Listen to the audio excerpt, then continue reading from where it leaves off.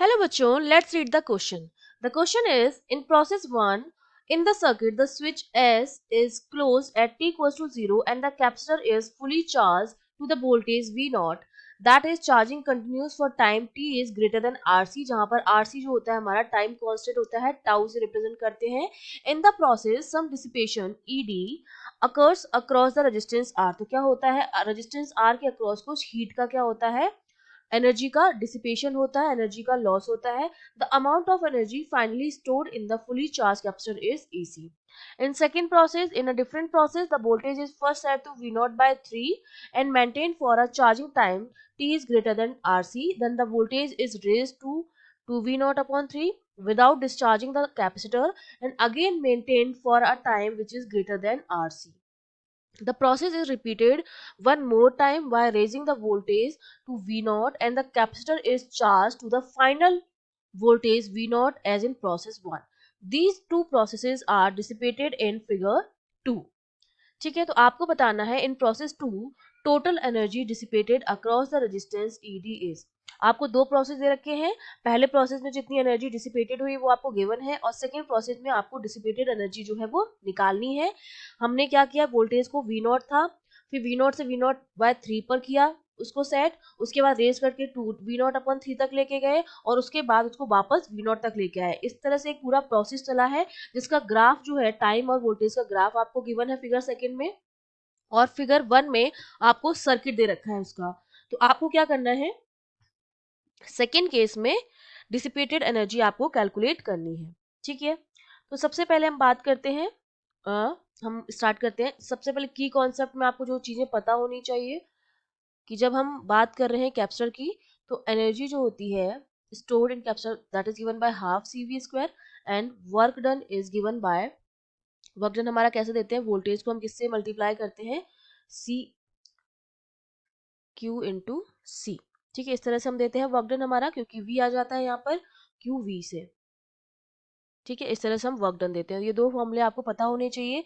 और हमें पता है कि जब हम हीट लॉस निकालते हैं तो हम क्या करते हैं, हमारा जो वर्क डन है उसमें से हम माइनस कर देते हैं एनर्जी को, है ना. जब यू हम निकालते हैं तो डब्ल्यू माइनस ई कर देते हैं. तो फर्स्ट केस में जब हम सबसे पहले W निकालेंगे, हमें पता है कि यहाँ पर रेजिस्टेंस है, ये कैपेसिटेंस लगा है, सबसे पहले इस कैपेसिटेंस का हम क्या निकालेंगे, चार्ज निकालेंगे. Q इक्वल्स टू क्या होता है, CV. तो वोल्टेज आपका यहाँ पर क्या हो जाएगा, V0 बाय 3 हो गया. ठीक है, तो Q हमारा कितना आ जाएगा, Q की वैल्यू आ जाएगी Q equals to CV0 bye 3. ये हमारा इस पर चार्ज आ गया. उसके बाद हम क्या करेंगे, चार्ज के बाद हम वर्क डन निकाल देंगे. वर्क डन जो आ जाएगा हमारा W फॉर बैटरी, वो हमारा कितना आ जाएगा, V0 बाय 3.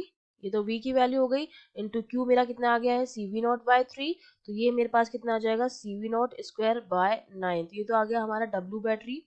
अब अगर मैं एनर्जी इसकी निकालूंगी कैपेसिटर की, वो हमारे पास कितनी आ जाएगी, इसको हम E लिख देते हैं, वो मेरे पास कितनी आ जाएगी, हाफ CV स्क्वायर. तो हाफ C की वैल्यू कितनी है, CV0 अपॉन 3 इंटू V की वैल्यू कितनी है, V0 बाय 3 का स्क्वायर. तो यहाँ से हमारी जो एनर्जी आ जाती है उसकी वैल्यू आपके पास आ जाएगी CV0 स्क्वायर बाय 18. तो अब मेरे पास वर्क डन भी है और एनर्जी भी है, तो मैं हीट लॉस निकाल सकती हूँ. हीट लॉस मेरे पास कितना आ जाएगा, हीट लॉस जो आपके पास आ जाएगा that is equals to, work done में से हम क्या माइनस करेंगे, एनर्जी को. वर्क डन कितना आया है, CV0 square upon 9 minus energy कितनी आई है, CV0 स्क्वायर अपॉन 18. तो ये वैल्यू मेरे पास कितनी आ जाएगी, ये आ जाएगी मेरे पास CV0 स्क्वायर अपॉन 18. ये आ गई है हीट लॉस पहली वाली, इसको E1 नाम दे देते हैं. ठीक है, अब सेकेंड केस में हमने क्या किया है, जो हमारा वोल्टेज है उसको 2V0 बाय 3 तक लेके गए हैं. ठीक है, तो अब यहाँ पर वोल्टेज हो गया वो 2V0 बाय 3 हो गया है. तो अब यहाँ पर चार्ज जो हो जाएगा Q, वो कितना हो जाएगा, Q इक्वल्स टू CV होता है, तो ये हो जाएगा 2/3 CV0. ये चार्ज हो गया और यहाँ पर ये वोल्टेज हो गया. तो अब मेरे पास U जो आ जाएगी, U जो हाफ CV स्क्वायर करके निकालेंगे या Q स्क्वायर अपॉन 2C करके निकालेंगे, उसकी वैल्यू कितनी आ जाएगी एनर्जी की, वो आ जाएगी 2/9 CV स्क्वायर. ठीक है, वैल्यू रख देंगे Q की और C की वैल्यू रख देंगे यहाँ पर. और तो फिर हमारे पास डेल्टा U कितना आ जाएगा, क्योंकि अब जब मैं डेल्टा U की वैल्यू निकालूंगी तो डेल्टा U मेरे पास आ जाएगा 2/9, no, it is 2/9 CV square, तो हमारा फाइनल वाला है। तो हमारा ये जो आ जाएगा डेल्टा यू की जो वैल्यू आ जाएगी, जो पहले हमने निकाला था डेल्टा यू और अभी जो मेरे पास है वो आ जाएगी वैल्यू माइनस करके CV0 स्क्वायर/6। ये डेल्टा यू आ गया है। और वर्क डन कितना आ जाएगा इस टाइम पर बैटरी का, Q इंटू सी करेंगे तो 2V0 upon 3 into CV0 upon 3, है ना, वोल्टेज इंटू यहाँ पे सी भी आएगा एक, तो ये हमारे पास आ जाएगा 2/9 CV0 का स्क्वायर। ये वर्क डन आ गया है। तो अब हम हीट लॉस इजीली निकाल सकते हैं। हीट लॉस हमारे पास कितना आ जाएगा, हीट लॉस हम कैसे निकालते थे, वर्क डन में से हम एनर्जी को माइनस करेंगे, इस वाली एनर्जी को। तो वर्क डन तो है 2/9 CV0 का स्क्वायर माइनस एनर्जी कितनी है CV0 स्क्वायर/6। तो ये मेरे पास हीट लॉस आ गई है 3/54 CV0 स्क्वायर, जिसको मैं लिख सकती हूँ 1/18 CV0 स्क्वायर। पहली वाली हीट लॉस को हमने E1 नाम दिया था, इसको हम नाम दे देते हैं E2। ठीक है, सेकेंड प्रोसेस में अब हमने क्या किया है, वापस उसको V0 पर लेके गए। थर्ड जो प्रोसेस है उसमें हमने क्या किया है, वापस उसको वोल्टेज को V0 कर दिया। पहले V0/3 पे निकाले हमने सारी चीजें, फिर 2V0/3 पे निकाली। अब हम यहाँ आ गए हैं V0 पर। तो V0 पर हमारा चार्ज कितना आ जाएगा, Q इक्वल्स टू CV से Q इक्वल्स टू आ जाएगा मेरा CV0। तो मेरे पास डेल्टा Q की जो वैल्यू आ जाएगी, डेल्टा Q मेरे पास कितना आ जाएगा, वो आ जाएगा 1/9 CV0। चेंज जिस कितना आएगा, इतना आ जाएगा हमारे पास। तो वर्क डन जो आ जाएगा, अगर मैं वर्क डन यहाँ पर निकालूंगी W, तो मेरे पास कितना आ जाएगा, वोल्टेज तो V0 है और चार्ज जो है मेरे पास वो कितना आ जाएगा 1/3